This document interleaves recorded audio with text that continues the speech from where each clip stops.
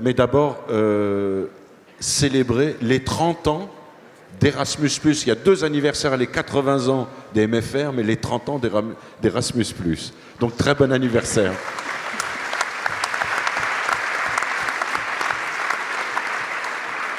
Alors, évidemment, on est très heureux de célébrer ce double anniversaire avec vous aujourd'hui. C'est les 30 ans d'Erasmus+. On conduit toute une série d'actions, puisque nous, c'est toute l'année qu'on va célébrer 2017 autour des projets d'Erasmus+. Et évidemment, ce projet, il est emblématique. Il est emblématique d'une Europe qui marche bien.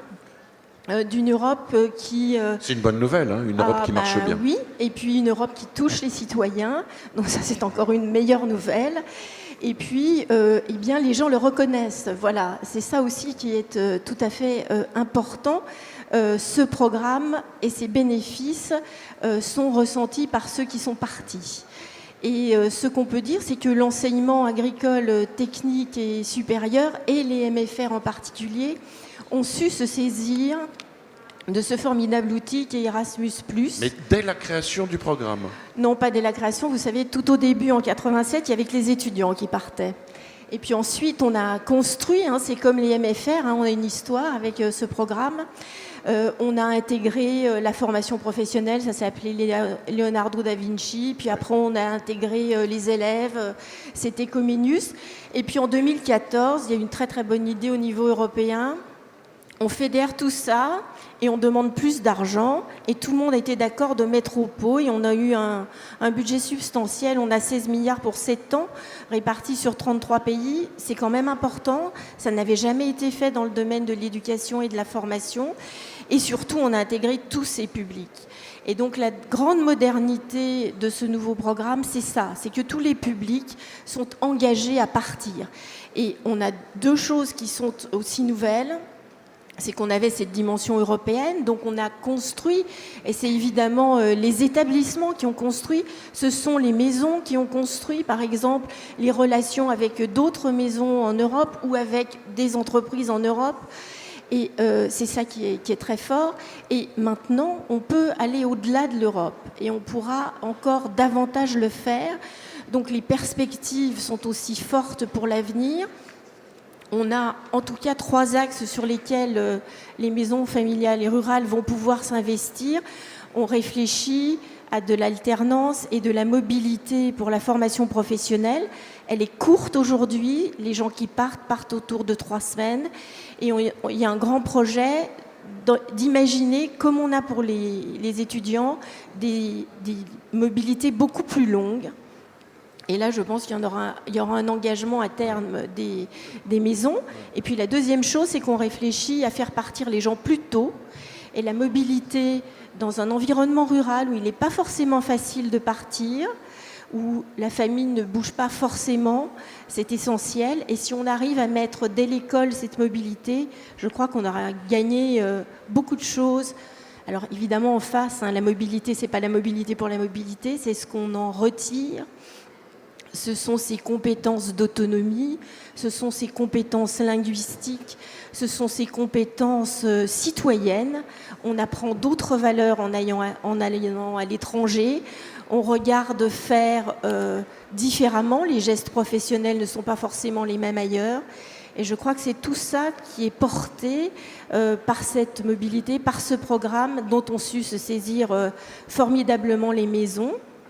Elles le font au niveau de leur fédération, mais elles le font aussi au niveau de l'Union, qui a fait un vrai travail sur la meilleure façon de répondre à ces appels à projets pour bénéficier de subventions substantielles, et ils réussissent très bien. Est-ce que vous avez des retours d'impact de ces séjours?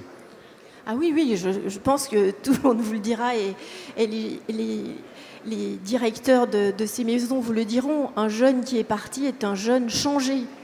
C'est un jeune qui a vu les autres, qui a regardé, qui a essayé de s'insérer, qui a essayé de travailler dans une langue qui n'est pas la sienne, de comprendre comment un système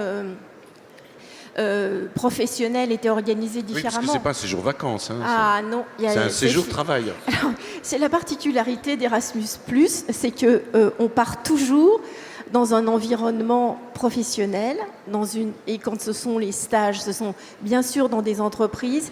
Et comme on dit, une mobilité réussie, c'est une mobilité qui a été préparée, qui a été suivie et qui a été aussi analysée au retour.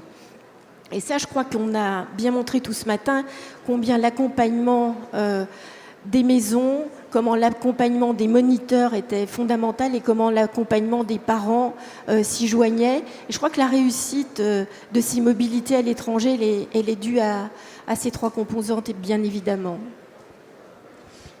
Comment se prépare un séjour? Parce qu'on parlait de mobilité. C'est pas dire qu'à la campagne, on est moins mobile qu'à la ville, mais on voyage peut-être moins, on a moins l'habitude de ces séjours à l'étranger, comme on disait, et comme on dit encore. Ça se prépare dans quelles conditions et avec qui? Ça, je crois que c'est essentiellement les équipes encadrantes des MFR qui sont là pour accompagner. Et je pense qu'il y a un accompagnement qui est un accompagnement de préparation.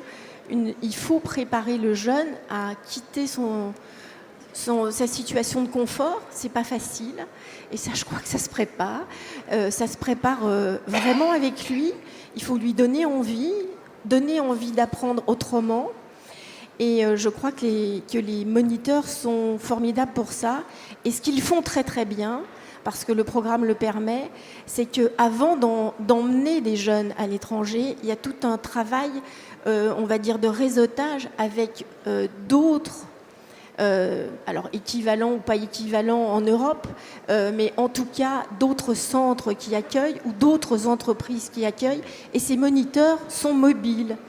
Et moi, la première fois que j'ai rencontré les maisons familiales, j'étais à Bruxelles, j'étais conseillère sur l'éducation, la formation et la jeunesse. Et c'est des formateurs qui venaient à Bruxelles se former sur l'Europe, que j'ai rencontrés, à qui on a parlé de l'Europe, de ce qu'on pouvait faire. Et puis ce long chemin, je l'ai fait aussi avec un conseil d'administration délocalisé à Bruxelles de l'Union, où là aussi, il y avait cette idée de voir comment on pouvait travailler sur l'Europe à Bruxelles et faire du lobbying. Et je crois que c'est ça. Enfin, il y a un travail. Le travail, c'est d'abord du réseautage. C'est d'abord établir une confiance entre deux établissements, un qui accueillera un jeune Français et l'autre qui le recevra. Et ça, c'est comme ça que s'opère le choix des destinations. Les destinations, elles sont proposées aux élèves et ce sont les maisons qui les proposent. Et ce qu'il faut dire aussi, c'est que dans les maisons familiales, par rapport à d'autres systèmes, il y a beaucoup de choix. Parce que les maisons familiales, elles ont cette habitude de travailler à l'étranger. Vous avez vu les maisons qui sont partout dans le monde. Elles vont venir dans un instant, d'ailleurs. Voilà. Et je crois que c'est ça qui est important. Et je pense qu'ils s'empareront de la dimension internationale très vite du programme aussi grâce à ça.